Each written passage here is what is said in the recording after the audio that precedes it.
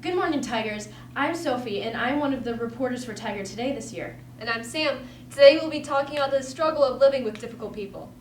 Have you ever lived with a family member or a friend that might have been annoying or difficult? Have you ever been so frustrated with someone to the point where you're literally starting to pull your hair out?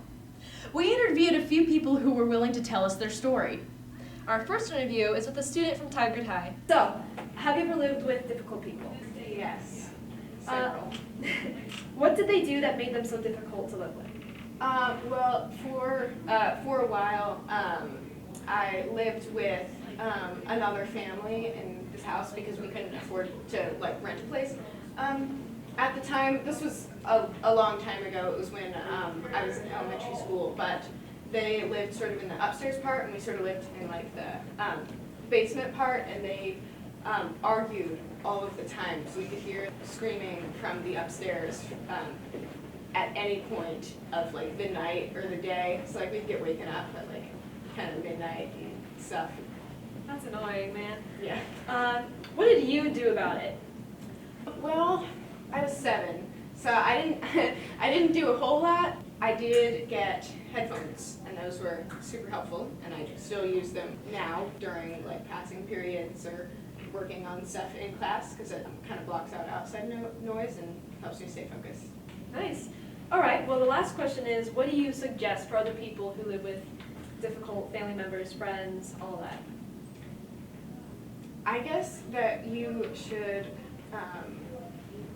kind of take into account what you need and see if there's any ways that you can do that. Also, if you were in a position where it was safe to do so, you could try to communicate and stuff like that. Well, that's very nice. Thank you, Em. You're welcome. Our next interviewee is a chemistry teacher, Miss Ray. What did they do that made them so difficult? Well, I was thinking about this, and probably one of the most difficult ones I had to deal with was actually a very good friend of mine. We roomed together in college, and we shared a room, and she liked to go to sleep with the TV on all night long, and she snored. And I like it very quiet and very dark when I go to sleep. So we had to come up with a way that both of us could sleep. Okay. That's difficult. What did you do about it exactly? I think the best thing obviously is communication and finding a compromise. What could I do, what could she do, so that we could both survive together and keep our friendship. So we ended up, she turned down the volume as low as she could and still be able to hear it. And I used earplugs. And so I got used to earplugs. And we also agreed that if I woke up in the middle of the night because of the TV, then I could just turn it off because she was already asleep. So sometimes she'd wake up with the TV off, and that meant I had a rough night, and she was okay with that. So we just talked it through, we tried it out, made sure the earplugs were enough, and figured it out. And we're still friends today, so it worked. That's good. What exactly do you suggest? Any pointers for people who have similar situations? I think definitely communication, and in honest communication, not saying that you're going to do something that you can't live with, coming up with compromises that you can live with, and realizing that if they don't work, they might change. I think trying to realize that the problem is not all the other person's, and to even if you didn't do a behavior, still what can you do to make the problem better?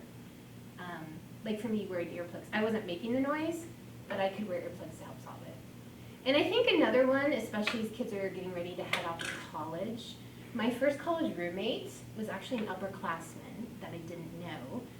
And we were never buddy-buddy, but we made great roommates because we were kind to each other, but we didn't hang out all the time.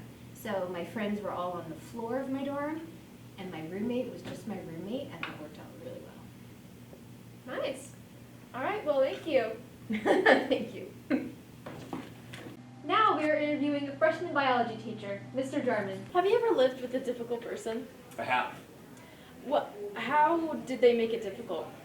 The biggest problem is kind of personality interactions. So not communicating, and then you think one way and they think another.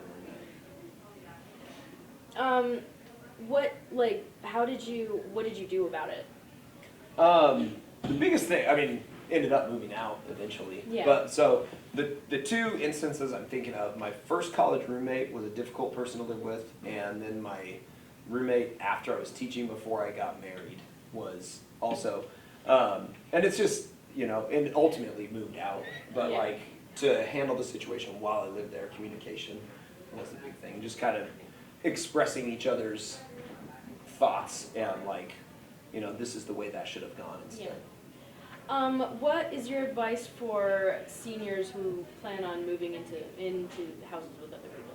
That's a great question. So I would say, advice for seniors, one, be honest with what you're looking for in a roommate. My college roommate, the first thing he did was he let his parents fill out like his roommate application form. Yeah. And so he was pretty into partying. He did a lot of, he ended up not graduating Pacific because he flunked out because he partied too much.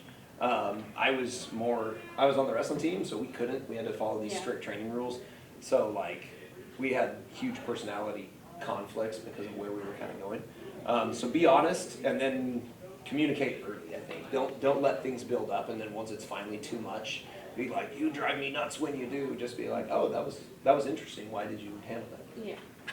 Well, thank you for letting me interview you. For sure. You're very welcome. Just remember that depending on the situation, communication is key. Unless your home is unsafe, communicate with your loved ones so you are always on the same page. Keep in mind that when expressing your concerns, be kind and calm, all the while taking in your and other person's needs into account.